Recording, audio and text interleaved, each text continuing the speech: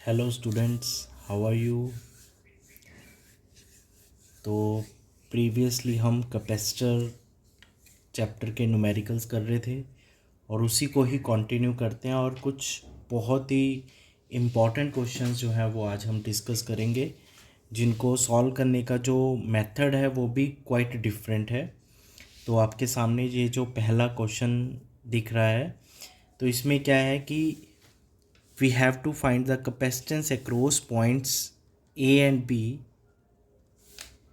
और उस A और B के बीच में एक इनफाइनाइट सर्किट है which consists of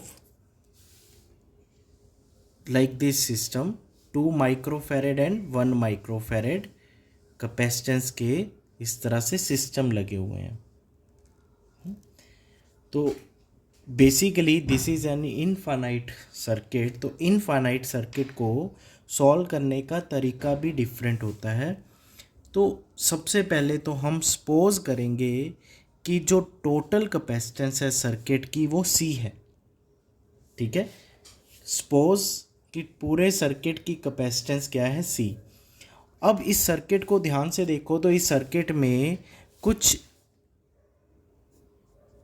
इस तरह के एलिमेंट्स के कॉम्बिनेशंस है, ये 2 ये 1 माइक्रोफेरेड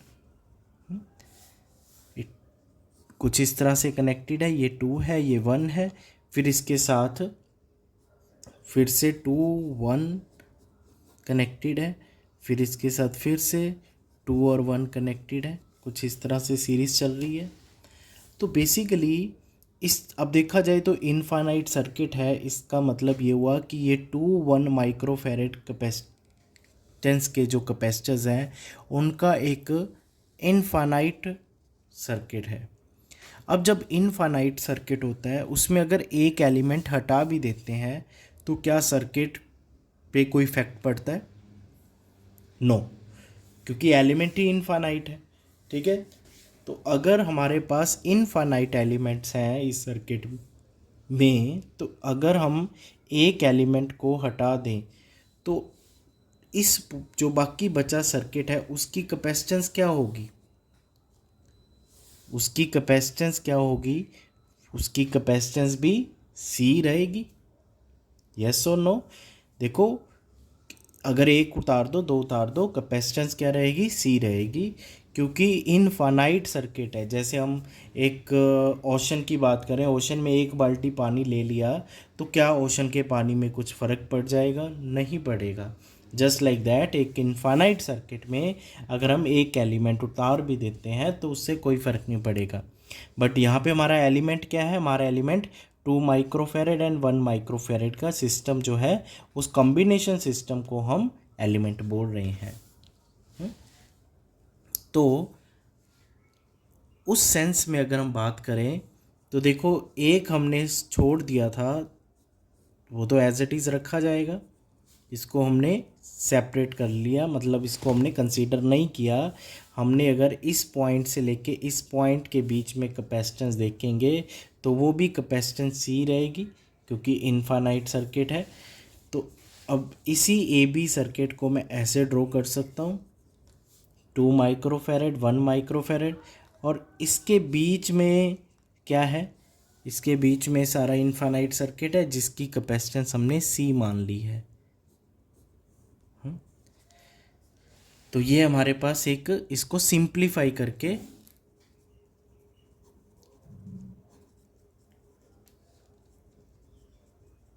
जो सर्किट डायग्राम बनी है वो ये बनी है। नाउ अब आप बहुत आसानी से बता सकते हो, देखो ये 2 माइक्रोफेरेड और C जो है वो सीरीज़ में है। ठीक है, तो सीरीज़ में है तो इसको कैसे सॉल्व करेंगे? प्रोडक्ट डिवाइड बाय सम। और ये जो सीरीज़ कॉम्बिनेशन है ये 1 माइक्रोफेरेड के पैरेलल में है, तो ऐड कर देंगे। और ये किसके इक्वल होगा? ये होगा कैपेसिटेंस अक्रॉस AB के इक्वल होगा।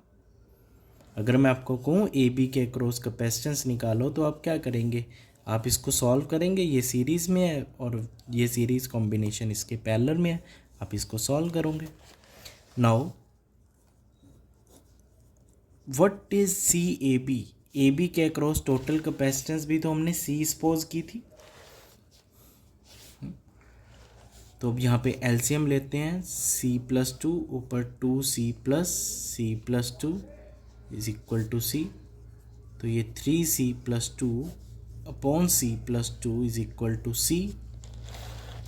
डिनोमिनेटर को राइट साइड ले जाएं,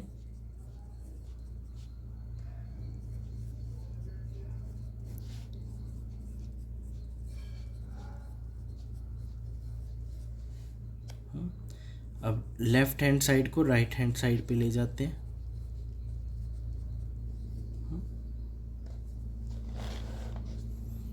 तो ये 3C को राइट साइड ले गए -3C हो गया, 2 को राइट साइड लेकर गए -2 हो गया। तो ये आपके पास ये इक्वेशन बन गई C² - -2 इज इक्वल टू 0। अब ये आपके पास एक क्वाड्रेटिक इक्वेशन है। You can solve this quadratic equation. मैं यही आपके सामने सॉल्व कर रहा हूँ। C² -2 is equal to 0। तो आपके पास इसको सॉल्व करेंगे, इसके फैक्टर्स बनाएंगे। तो क्या लिखें, -2 + C क्या होता है, -C होता है। -2 × 1 क्या होता है, -2। तो ये आपके पास इस पहली दो टर्म्स में C कॉमन आ रहा है, दूसरी टर्म बाकी दूसरी दोनों टर्म में 1 कॉमन ले आओ। तो ये आपके पास C + 1 × C - 2 is equal to 0। Therefore C is equal to -1 और is equal to 2। Now we know that अब C जो है वो नेगेटिव तो हो नहीं सकता। So therefore C will equal to 2 microfarad. Now what is C? C हमने क्या सपोज किया था, CAB। तो इसका मतलब equivalent capacitance of the circuit क्या आ गई, 2 माइक्रोफेरेड आ गई। This is the answer. तो इसमें पहला स्टेप आपको याद रखना है, जब इनफाइनाइट सर्किट होता है तो उसमें हम क्या करते हैं, उसके अंदर हम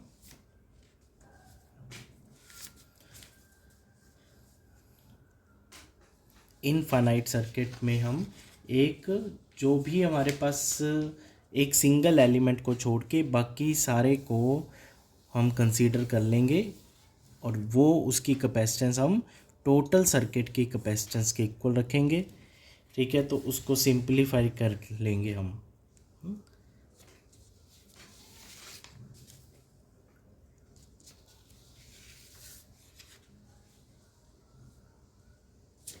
हाँ जी, तो बहुत इम्पोर्टेंट क्वेश्चन है ये आपके स्कूल बोर्ड एग्ज़ाम्स सभी एग्ज़ाम्स के लिए। तो इसको आपने अच्छे से इसको कंसेप्ट को समझ के रखना है कि ऐसे क्वेश्चंस किस तरह से सॉल्व किए जाते हैं। Right, next question is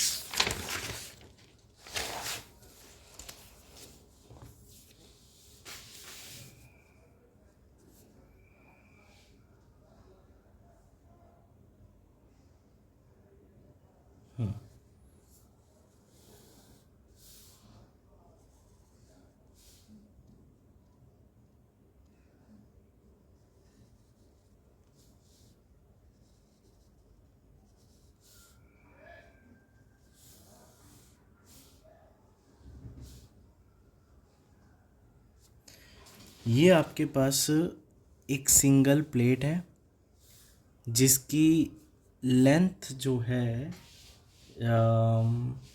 that is 3A और एरिया जो है वो A है। ठीक है, उसके बाद इसके सामने हमारे पास एक सिंगल नहीं है प्लेट बल्कि 3 प्लेट्स पड़ी हैं अलग अलग डिस्टेंस पे। ठीक है, ये डिस्टेंस जो है that is B, this is distance B, this is distance B। और इन सभी प्लेट्स की जो लेंथ है वो A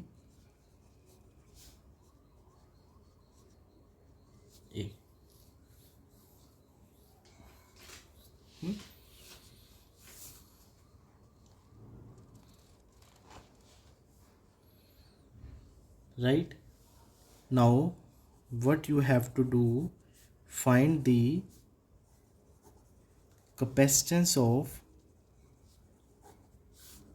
given arrangement. Again important question. देखो, सबसे पहला काम, आपको डायग्राम को देख के कोई कंफ्यूज नहीं होना है। सबसे पहला काम आपका ये है कि जब भी आपके पास प्लेट्स हॉरिजॉन्टल होना, तो पहले उस पूरी डायग्राम को वर्टिकल बना लो।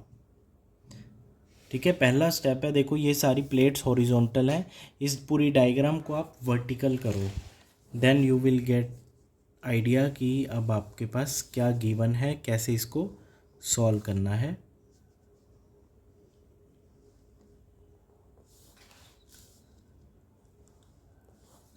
ठीक है, तो दिस इज गिवन। ठीक है, this is 3a, this is a, this is a, this is a, this is b। जो डिस्टेंस है प्लेट्स के बीच में वो क्या है, b है। ठीक है, अब आप इसको सॉल्व करोगे। अब इसको सॉल्व करने के लिए आप बहुत ध्यान से ऑब्ज़र्व करो, तो आपको साफ दिख रहा है कि देखो, ये बाउंड्री अलग कर दो, ये बाउंड्री अलग कर दो, ये बाउंड्री अलग कर दो, तो ये एक कैपेसिटर बन जाएगा, ये एक कैपेसिटर, ये एक capacitor. This will B C1, this will B C2, this will B C3। तो बेसिकली ये डायग्राम आपके पास जो मॉडिफाई हो जाती है वो कुछ ऐसे हो जाती है। ऊपर वाला पार्ट C1 है, ये C2 है। हालांकि सबका अभी हम ऑब्ज़र्व करेंगे कैपेसिटेंस। तो this will B C1, C2 and C3, और आपस में ये कैसे हैं, पैरेलल में पड़े हैं। तो अब हम बात करते हैं C1, C2, C3 की वैल्यू। पैरेलल प्लेट कैपेसिटर है, C1 क्या होगा, एप्सिलॉन नॉट A/d। अब पहले तो हम बात करते हैं d की। C1 की बात करें तो दोनों प्लेट्स के बीच में डिस्टेंस क्या है, b है, तो डिनोमिनेटर में तो आ गया b। बट अगर हम बात करें एरिया की, देखो इस प्लेट का एरिया जो है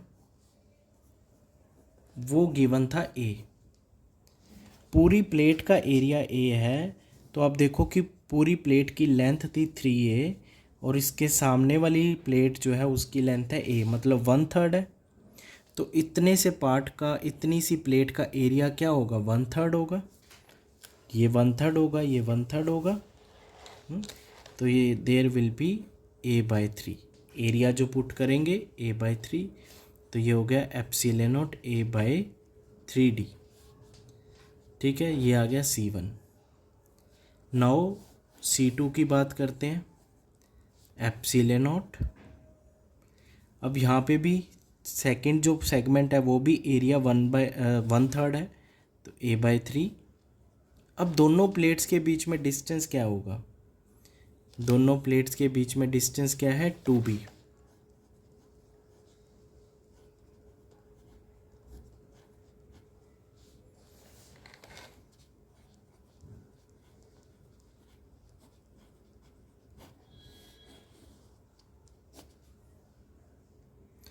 वैसे हम C3 की बात करें,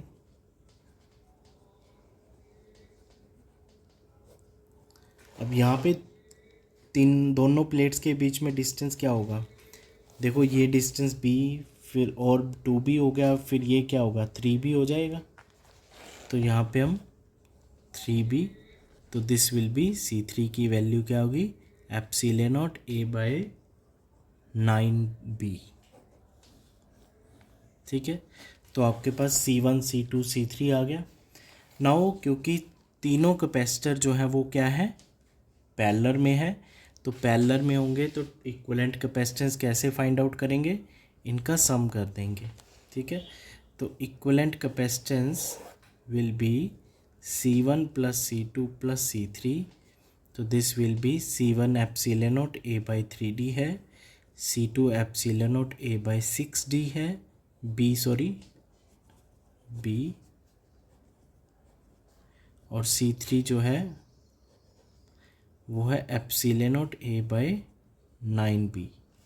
तो देखो सब में epsilon naught A by 3b तो कॉमन आ रहा है, डिनोमिनेटर में 3 कॉमन लेकर आ सकते हैं ना। तो यहाँ फर्स्ट 1, ये 1/2 प्लस 1/3, तो this will be epsilon naught A by 3b। LCM 6, ऊपर 6 प्लस 3 प्लस 2, तो ये क्या बना 11। तो न्यूमरेटर में 11 और डिनोमिनेटर में 3 इंटू 6 18, तो this will be 11/18 epsilon naught A by B is the right answer. This is also important question, आना चाहिए सभी को। उसके बाद है नेक्स्ट क्वेश्चन।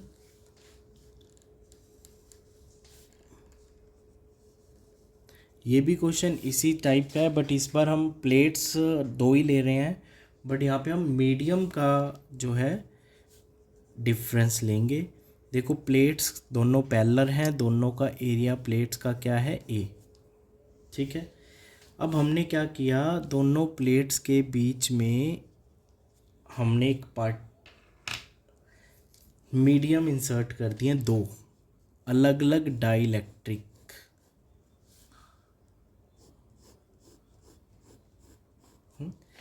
देखो दोनों प्लेट्स के बीच में जो डिस्टेंस था d, तो हमने एक मतलब हाफ जो गैप था वो फिल कर दिया डाइलेक्ट्रिक स्ट्रेंथ K1 से, और हाफ जो गैप था वो फिल कर दिया मीडियम जिसकी डाइलेक्ट्रिक स्ट्रेंथ नहीं, डाइलेक्ट्रिक कांस्टेंट K2 से।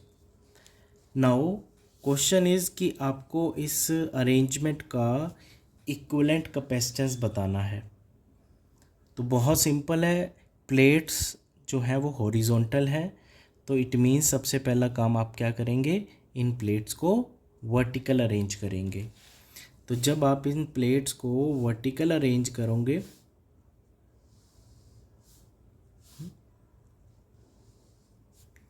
तो ये कुछ इस तरह से डायग्राम बन जाएगी।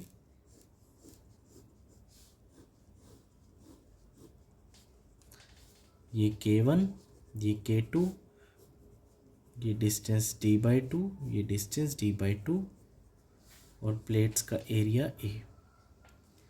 अब इसको ऑब्ज़र्व करो ध्यान से, तो देखो ये वाला जो पार्ट है ये अलग कैपेसिटर होगा, ये वाला, क्योंकि डाइलेक्ट्रिक स्लैब डिफरेंट है, इतने से हिस्से की कैपेसिटेंस डिफरेंट होगी, और सेकंड ही हाफ की जो कैपेसिटेंस है वो डिफरेंट होगी। तो इसलिए इसको C1 मान लेते हैं, इसको C2 मान लेते हैं, और दोनों C1 C2 सिंगल साइड से कनेक्टेड है। इट मीन्स ये C1 C2 दोनों क्या है, both are in series.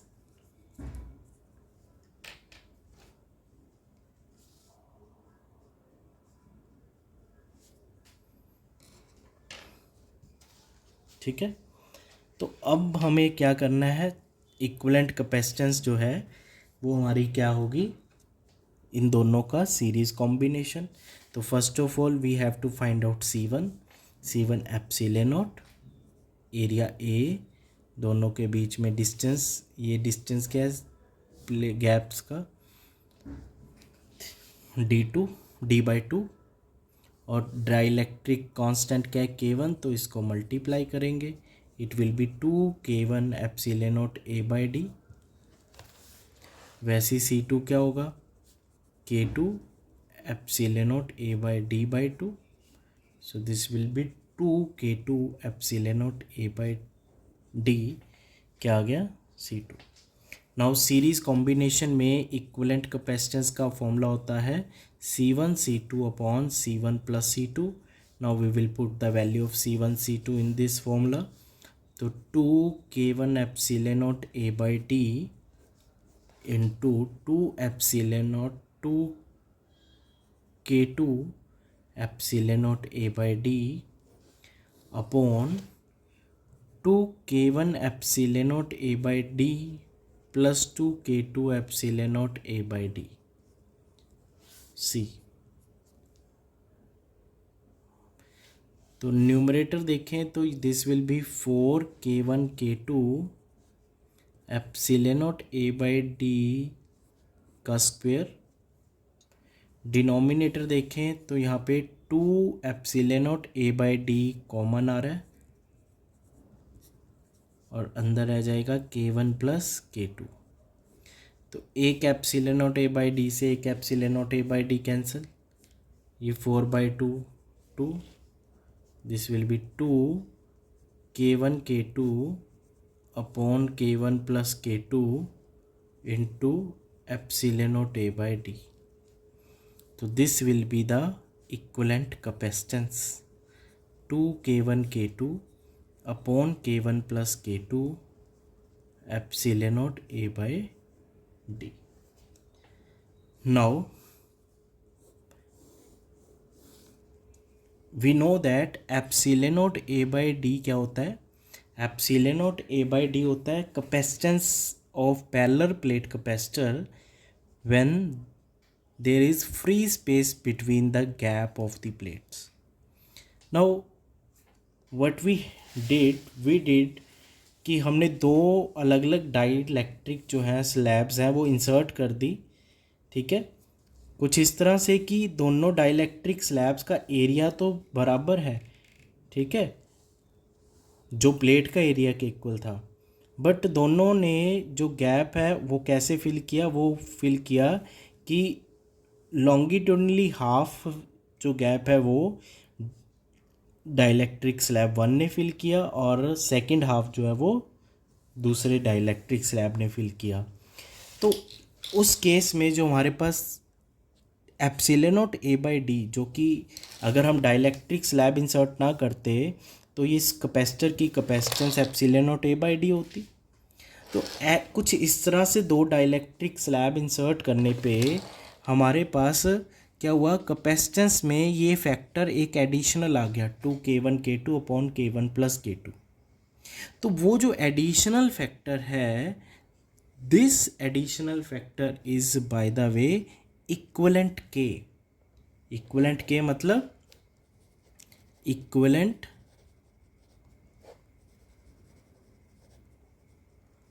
Dielectric constant, right.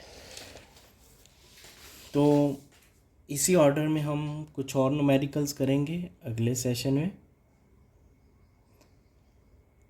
Thank you very much.